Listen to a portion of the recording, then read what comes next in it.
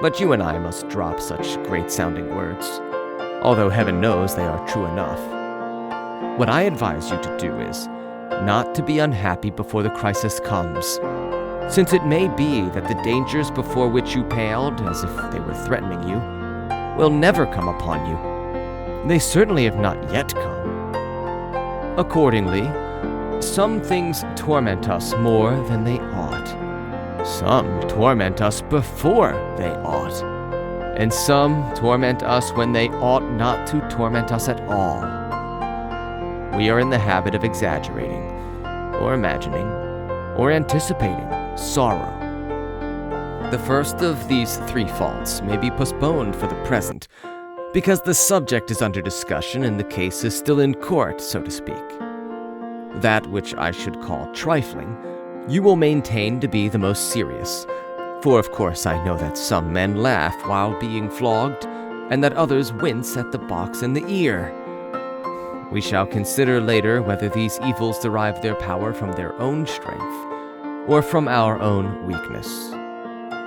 Do me the favor, when men surround you and try to talk you into believing that you are unhappy, to consider not what you hear, but what you yourself feel, and to take counsel with your feelings and question yourself independently, because you know your own affairs better than anyone else does. Ask, is there any reason why these persons should condole with me? Why should they be worried or even fear some infection from me, as if troubles could be transmitted? Is there any evil involved? Or is it a matter merely of ill report, rather than an evil? Put the question voluntarily to yourself. Am I tormented without sufficient reason? Am I morose, and do I convert what is not an evil into what is an evil?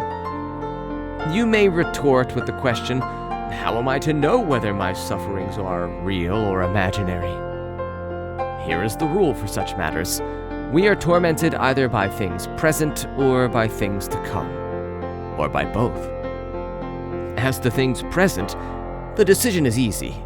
Suppose that your person enjoys freedom and health, and that you do not suffer from any external injury. As to what may happen to it in the future, we shall see later on. Today there is nothing wrong with it. But, you say, something will happen to it. First of all, consider whether your proofs of future trouble are sure. For it is more often the case that we are troubled by our apprehensions, and that we are mocked by that mocker, rumor, which is wont to settle wars, but much more often settles individuals. Yes, my dear Lucilius, we agree too quickly with what people say. We do not put to the test those things which cause our fear. We do not examine into them. We blench and retreat just like soldiers who are forced to abandon their camp because of a dust cloud raised by stampeding cattle, or are thrown into a panic by the spreading of some unauthenticated rumor. And somehow or other it is the idle report that disturbs us most. For truth has its own definite boundaries, but that which arises from uncertainty is delivered over to guesswork and the irresponsible license of a frightened mind. That is why no fear is so ruinous and so uncontrollable as panic fear. For other fears are groundless, but this fear is witless. Let us then look carefully into the matter. It is likely that some troubles will befall us, but it is not a present fact. How often has the unexpected happened? How often has the expected never come to pass? And even though it is ordained to be, what does it avail to run out to meet your suffering? You will suffer soon enough, when it arrives. So look forward meanwhile to better things. What shall you gain by doing this?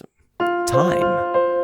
There will be many happenings meanwhile which will serve to postpone, or end, or pass on to another person, the trials which are near, or even in your very presence. A fire has opened the way to flight. Men have been let down softly by a catastrophe. Sometimes the sword has been checked even at the victim's throat.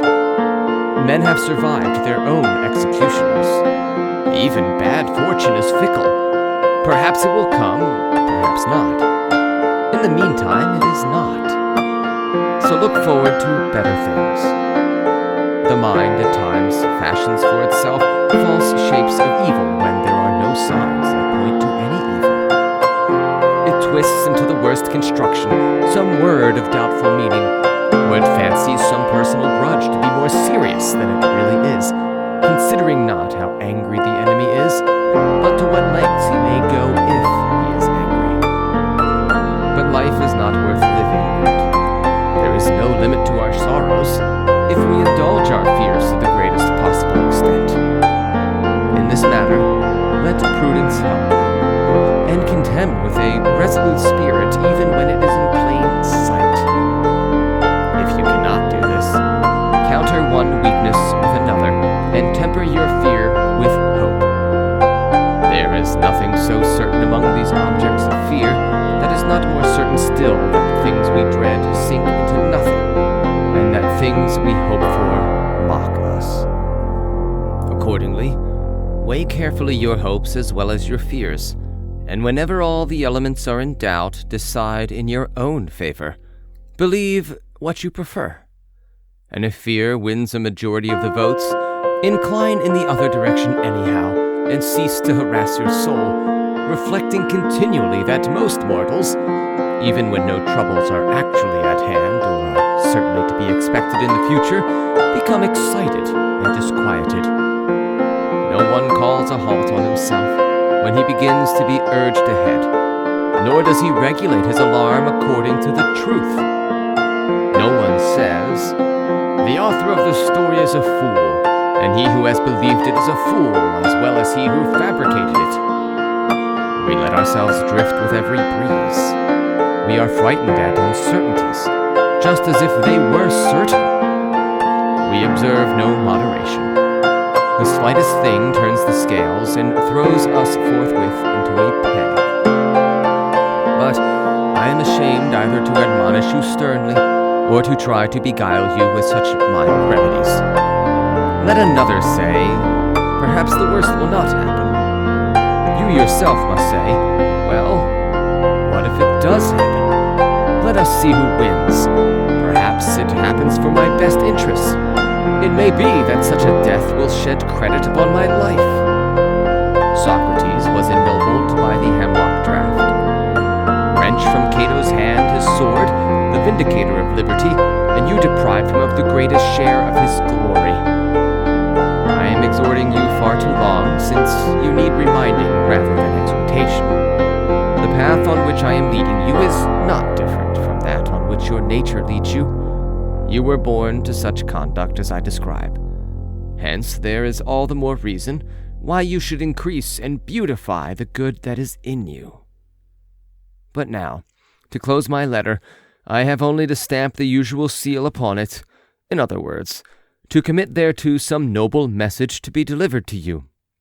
The fool, with all his other faults, has this also. He is always getting ready to live.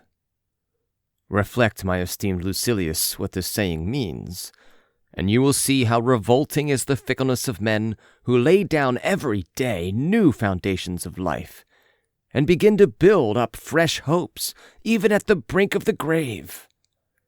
Look within your own mind for individual instances. You will think of old men who are preparing themselves at that very hour for a political career, or for travel, or for business. And what is baser than getting ready to live when you are already old? I should not name the author of this motto, except that it is somewhat unknown to fame, and is not one of those popular sayings of Epicurus, which I have allowed myself to praise and to appropriate. Farewell. End of Letter 13, recording by John Van Stan, Savannah, Georgia.